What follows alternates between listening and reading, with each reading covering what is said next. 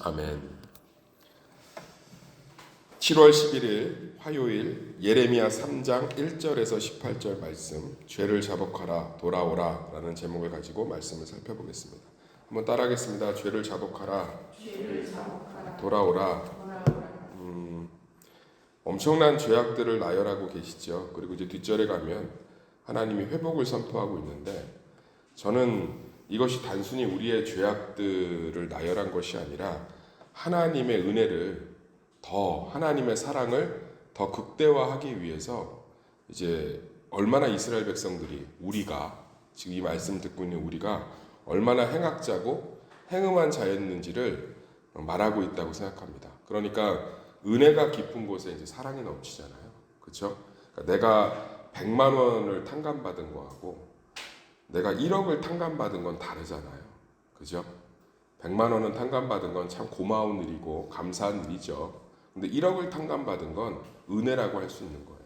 마찬가지로 예레미야 3장 1절에서 18절에 보면 하나님께서 바알에게, 이방 신들에게 마음을 뺏긴 이스라엘 백성들에게 돌아오라고 호소하고 있습니다. 많은 분들이 이런 말씀을 좀 이제 같이 묵상하면서 단순하게 하나님께로 돌아가자, 하나님을 더 사랑하자 얘기하는데, 하나님이 정말 사랑할 만한 분이면 하나님을 사랑하자는 명령이 되게 하나님께 수치스러운 일이에요. 그러니까 사랑은 우러나오는 거지, 의지로 끄집어내지는 영역이 되면 그거 참 비참하지 않나요? 날 좀 사랑해 주세요. 우리가 교회에서 쉽게 얘기하는 게 하나님을 사랑하자. 하나님은 사랑을 내 의지로 할 대상이 아니고, 그분의 뒤꿈치만 봐도 경애와 존경과 사랑과 모든 애칭을 쏟아 부을 만한 충분한 분이신 줄 믿습니다. 그래서 하나님께서 이 죄악들을 나열하는 이유는 이런 너희를 내가 뭐 했다는 거예요? 사랑했다는 거예요. 항상 이것을 깨달아야만 주님 품으로 돌아올 수 있습니다. 제가 예레미야 3장 1절에서 18절을 묵상하면 꼭 떠오르는 사건이 있어요. 우리 유명한 연예인 중에 그 마약 중독자 있지 않습니까? 근데 지금 제주도에서 아버지하고 함께 재활을 하고 이제 거의 성공하는 단계에 가고 있어요. 근데 그 아버지 인터뷰가 참 기억이 나요. 그 아버지가 뭐라고 했냐면, 크리스천 아니에요. 국민 밉상이 되고 모든 국민이 싫어하는 게 우리 딸인 걸 제가 모르겠습니까? 그 부모의 마음이 어떻겠어요? 학교에서 친구 하나가 없어도, 친구 문제가 꼬여도, 선생님에게 미움을 받아도 부모 가슴이 애가 타는데 모든 국민이 다 싫어하는 사람이 된 걸 제가 어찌 모르겠습니까? 그런데 저까지 미워하면 우리 아이가 어디서 희망을 발견할 수 있겠습니까? 그러니까 그 딸이 그 중독에서 벗어나는 힘이 어디서 나오는 거냐면, 그 아버지의 사랑을 알기 때문에 이제는 다시는 그 아버지를 속상하게 안 하고 싶은 거죠. 중독이 벗어나기가 거의 불가능해요. 도박 중독, 마약 중독, 성 중독, 게임 중독, 중독으로 이미 간 건 벗어나기가 쉽지가 않습니다. 의지의 문제를 이미 끝난 거예요. 근데 중독이 벗어나지는 과정 중에서 정말 효과적인 게 뭐냐면 가족들의 사랑이에요. 그러니까 사랑이 중독보다 강한 거죠.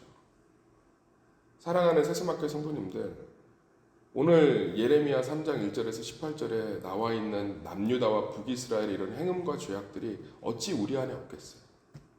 제가 참 이 가슴 아픈 구절이 뭐냐면 11절이에요. 11절 읽어볼까요? 시작. 여호와께서 내게 이르시되 배역한 이스라엘은 반역한 유다보다 자신이 더 의로움이 나타났나니. 북이스라엘이 남유다보다 훨씬 더 악해요. 그리고 북이스라엘이 남유다보다 훨씬 더 빨리 멸망했고, 그런데 하나님은 오늘 예레미야에 북이스라엘이 남유다보다 훨씬 더 의롭다고 얘기하고 있어요. 이유는 뭐냐면 남유다가 훨씬 더 많은 은혜를 받았기 때문에 그래요. 세상에 있는 사람들이 죄를 짓는 것과 믿는 사람들이 하나님 앞에서 죄를 짓는 건 다른 거예요. 우리는 은혜를 받았기 때문에 그게 더 하나님 가슴에, 하나님 앞에 통증이 되는 줄 믿습니다. 그러니까 오늘 북이스라엘이 훨씬 악해요. 거기는 선한 왕 자체도 없어요. 남유다는 다윗을 기억하셔서 하나님께서 선한 왕들을 끊임없이 주시거든요. 근데 북이스라엘은 전 왕 중에서 선한 왕이 한 명도 없다. 여기는 이미 끝난 나라예요. 그런데 오늘 예레미야에만 나오는 구절이에요. 북이스라엘 남녀보다 훨씬 의롭다. 이것은 하나님의 은혜를 더 받은 남유다가 이 지경까지 간 것에 대해서 하나님이 너무나 가슴 아프신 거죠. 사랑하는 새벽 성도님들, 우리 가운데 얼마나 하나님의 은혜를 많이 받았음에도 불구하고 우리가 하나님이 아닌 것들을 사랑할 때가 얼마나 많습니까? 그러나 하나님은 우리 삶 가운데 변함없는 은혜와 사랑으로 함께 하시는 줄 믿습니다. 그것이 하나님이 무식하고 무지하고 무기력해서가 아니에요. 뭐 하나님은 사랑에 눈멀었다? 사랑에 눈멀어서가 아니고요. 하나님의 은혜의 깊이를 깨달으면 깨달을수록 하나님을 떠날 수가 없고 하나님 품 안으로 들어올 수밖에 없기 때문입니다. 하나님은 우리가 사랑해야 될 대상이 아니라 그분의 은혜와 사랑을 경험하면 경험할수록 그분을 사랑할 수밖에 없는 하나님은 사랑의 원천이신 하나님은 사랑이십니다. 그래서 우리 삶 가운데 기도 제목이 달라져야 됩니다. 하나님 사랑하게 해주세요. 하나님을 더 사랑하게 해주세요가 아니라 하나님을 더 많이 말씀 안에서 경험하게 해주세요. 제 삶의 사건과 고난 중에 하나님을 더 많이 누리게 해주세요. 경험케 해주세요. 그러면 하나님을 향한 사랑은 우리 가운데 넘쳐나고 그 사랑은 우리 안에 있는 수많은 우상들을 대체하고 무너뜨리고 상쇄할 줄 믿습니다. 하나님을 경험하고 하나님을 누리는 것이 우리 삶의 최고의 소망이 되기를 소망합니다. 그러면 하나님을 떠날 수가 없잖아요. 하나님을 떠날 수 없는 사람은 하나님께 붙은 가지가 되기 때문에 열매를 풍성히 맺을 수밖에 없잖아요. 우리가 죄 짓는 것에 놀라지 마십시오. 그런 죄인을 하나님이 변함없이 사랑하시는 그 사랑에 놀라야 됩니다. 우리는 하나님을 사랑하지 않아요. 그걸 받아들여야 돼요. 예수를 믿는 사람이든 안 믿는 사람이든 하나님을 사랑하지 않는 건 너무나 당연한 거예요. 팀 켈러 목사님은 거짓의 신들이라는 책에서 명확하게 고백하고 있습니다. 사람이 평균적으로 15분마다 우상을 만든대요. 15분마다. 우상 공장이라고 표현을 합니다. 물건이 15분마다 찢겨나오면 그것도 공장도 엄청 빠른 공장이에요. 예수를 믿지 않는 사람은 그냥 우상에 빠져 사는 거고 예수를 믿는 사람이 그런데 우상을 떠나라, 우상을 버려라, 하나님을 사랑해라. 사랑이 안 되는데 어떻게 사랑하시겠어요? 아니 지금 아무 남자를 하나 데려다 놓고 아무 여자나 데려다 놓고 이제부터 사랑 시작? 그럼 사랑이 돼요? 계속 사랑해라, 사랑해라, 사랑해라, 이 사람 사랑해라, 이 사람 사랑. 자녀가 의지로 사랑하고 계십니다. 사랑해야지, 사랑해야지. 내 배 아파서 난 내 피 보고만 있어도 좋지 않아요. 혼내놓고도 마음이 아프고 기침 콜록콜록하면 그 콜록콜록한 거 하나가 마음에 남아서 마음이 높고 뭐 하나 잘해도 이쁘고 못하면 속상하고 그게 막 의지로 사랑해야지 내 딸 내 아들을 사랑해야지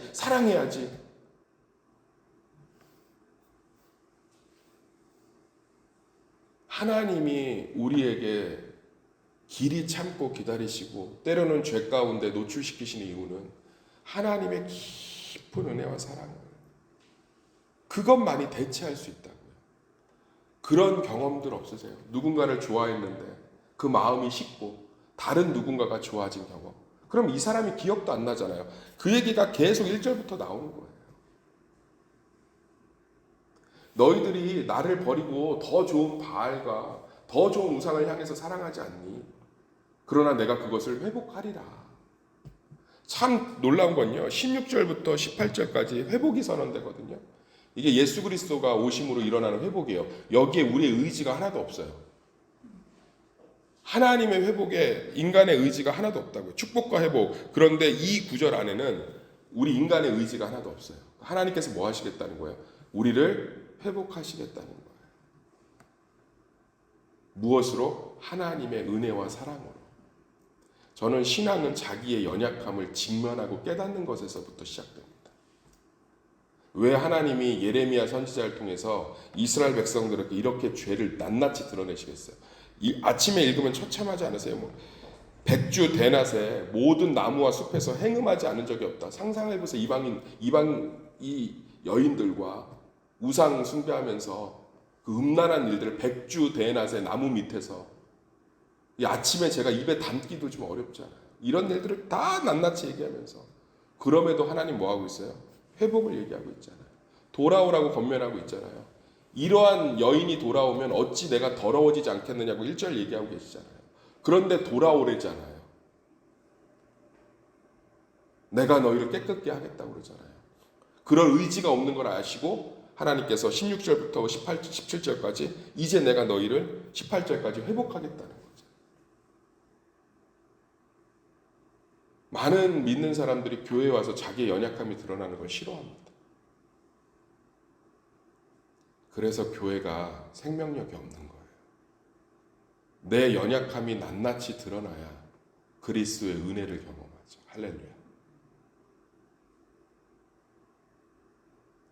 제가 기침이 낫지 않는 목사여야 내가 아니라 목사가 탁월해서가 아니라 전적인 하나님의 의지를 의지하는 목사가 되겠죠.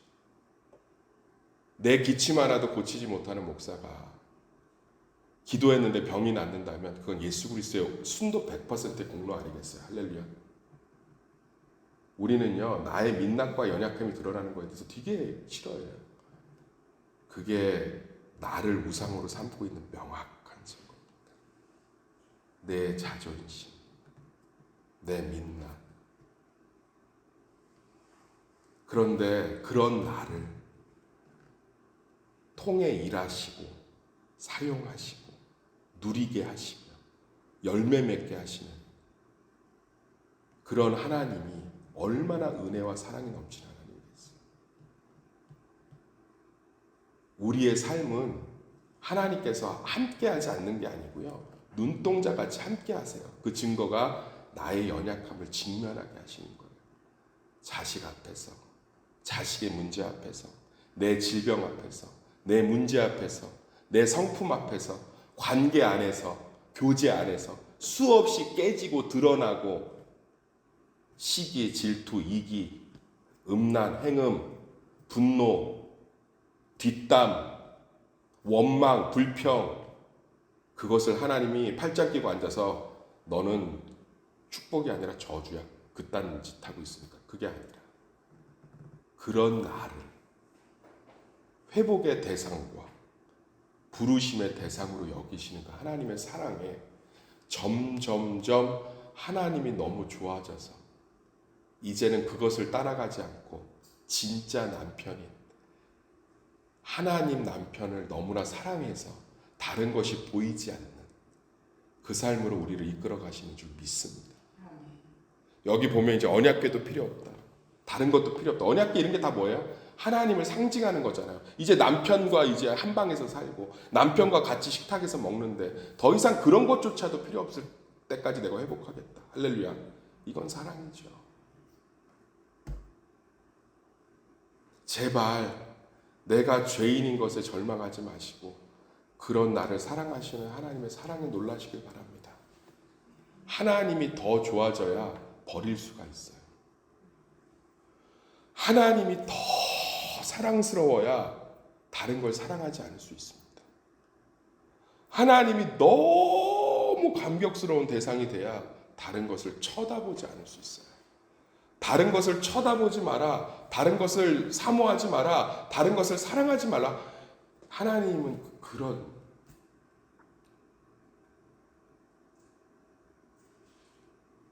예수님이 제자들에게 죽으라고 명령한 적이 거의 없습니다. 뭐 돈 갖다 바쳐라. 네 모든 것 다 막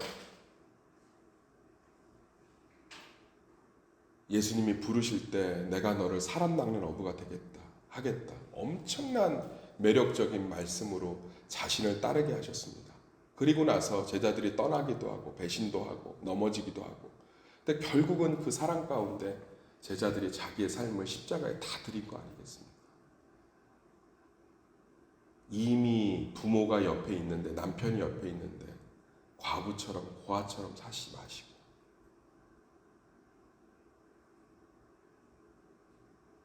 그 남편과 그 부모에게 인정받고자 몸부림치지 마시고 부모의 사랑을 깨달으면 부모께 순종하게 돼요. 남편의 은혜를 깨달으면 그 남편과 함께하는 것 자체가 기쁨이 되는 것처럼 내 연약함을 직면하시고 그 안에 있는 하나님의 은혜와 사랑의 풍성함으로 하나님을 더 사랑하게 되는 그러한 축복을 누리시는 성도가 되기를 예수의 이름으로 축원합니다.